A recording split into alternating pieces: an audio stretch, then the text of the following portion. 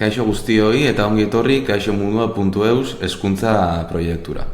Bideo honetan proiektuan izena emateko lehenengo urratsak azalduko ditugu. Horretarako nire pantailan ikusten dozuen moduan kaixomundua.eus helbidean sartu behar zarete. Bertan izena eman atalera jun eta formulario hau, bertan agertzen den formulario hau bete beharko dau ikasle batek talde osoan izenean. Horretarako ikastetxeko datu bat, herria, maila eta beste zenbait datu bete beharko ditugu. Esan bezala, formularioa bete beharko dau ikasle batek talde osoaren izenean. Nik bideo honetan adibide bezala eredu bat ingo dut. Ikastetxea aukerauko dut, herria jarraian, bertan maila, hau da gure ikasten gabizen maila, irakaslearen izena bizena idatziko dut hemen, eta jarraian irakaslearen helbide elektronikoa. Eta hemen garrantzitsua, harremanetarako helbide elektronikoan jarriko dugu taldeko ikasle baten helbide elektronikoa edo e-maila. Hemen ziurtatu ondo idazten dozuela, gero bertara iritsiko dalako badatozen urratsak. Orduan, jarraian taldekideak jarriko ditut, eta hoien genero, hemen 4 edo 5 taldekide bazarie, 4 edo 5 izena jarri beharko dituzue. Eta behin, datu hau beteta ditutenian, bidali botoiari sakatuko diot, eta helduko da mezu bat, hemen, adibidea abildua kaixomundua.eusera kasu honetan, hau da, harremanetarako helbide elektronikoa. Neri hemen ja heldu zaite mezu hori, eta ikusiko dozue bertan urrats ezberdinak agertzen direla. Lehenengo azalduko duten urratsa, hau izango da, dala kaixomundua.eusen saioa hasi. Hemen neri albidetzen doztie erabiltzaile izen bat eta pasaitza bat bebai, kasu honetan. Berriro idatziko dut. Eta erabiltzaile izen hau eta pasaitza hau berez zuek, oraingoz ez dozue beharko dozue bakarrik kaixomundua.eusen behin bukatu dozu esenian webguneak entregatzeko webgune horiek lehiaketara. Hau gutxi gora izango zen martxoan eta webgune horiek behin bukatuta dituzuenean entregatzeko lehiaketara inberko zuen gauza bakarra da, hemen domeinu izena idatzi, taldekideen izena bizenak eta deskribapen laburra. Eta hori nadakagunean ematen diogu hemen eguneratu profilari eta holan entregatuko genuke gure webgunea lehiaketara. Baina oraingoz, izen emate prozesu guzti honetan, hau alde batera utziko dugu, ze webgunea sortu gabe dakago.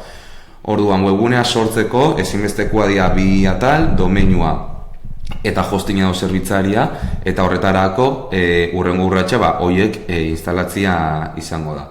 Horiek instalatu behar ditugu dina hostingen. Eta horretarako dina hostingen bebai kontu bat sortuko dugu. Orduan hemen partikular atalian idatziko dugu helbide elektronikoa. Hemen komeni da kaixomundua.eusen erabili dozuen helbide elektroniko bera erabiltzia, holan esarie konfundiduko. Zeuen, kasu honetan, taldeko ikasle baten izena bizenak eta DNI-a idatzi bebai. Hemen DNI-a idaztiakin ez da zer gertatzen, ze azkenian dina hostingen modu seguru baten gordetzen ditu datuak. Zuen helbidea idazten dozu hementxe, herria bebai, hemen ziurtatu probintzia ondo aukeratzen duzuela, eta posta kodea. Hementxe zeuen telefono zenbakia idatziko duzue, eta azkenik baldintzak onartu behar dituzue. Orduan, honekin formulario hau beteta gukitzen duguna da dina hostingen kontu bat sortu. sortzen dugu dina hostingen kontu bat, gero domeinua eta zerbitzaria registratzeko. Baina dina hostinetik, segurtasun arrazoiak medio, kontua guztiz sortu baino leheno, bidaltzen dute mezu bat, zure kontua zuk sortu dozula ziurtatzeko. Orduan, bertan jarri dozuen emailera, iritsiko da dina hostinetik mezu bat, esanez, mesedez ziurtatzeko kontu hori zuk sortu dozula edo kontu horren jabia zuzarela. Esango nuke tardatzen da dela segundu batzuk, igual minutu pare bat bai, orduan pausu honetan lasai, mesua iritsi behar da zuen helbide elektronikora, betxuneri ja iritsi zait, eta hemen esteka honetan klik eginda, guk ja ziurtatzen dugu edo konfirmatzen dugu kontu horren sortzaileak gu garela. Orduan, gu ja sortu dugu kontua dina hostinen, konfirmatu dugu, eta orain berriro bueltatzen gara jatorrizko mesura edo lehenu iritsi zaigu mesura, eta klikatzen dugu berriro hemen dinahosting.com kaixo munduan. Eta guk ja hemen kontua sortuta dakagunez, inbar dugun gauza bakarra da, emaila aldu zaigun sustapen kodeakin, kasu honetan dala hau, sustapen kodea da kupoi bat edo deskontu kode bat. Eta itxen duguna da, kode honekin kopiar eta pegar, eta ingo duguna da, kode honekin domeinua eta zerbitzaria doan erregistratu. Eta hemen, idatziko nuke, nik nahi duten domeinua. Kasu honetan, kaixo mundua, froga3.eus. Domeinua idatzi behar da holan, aurretikan ezer barik, domeinu izena eta gero .eus.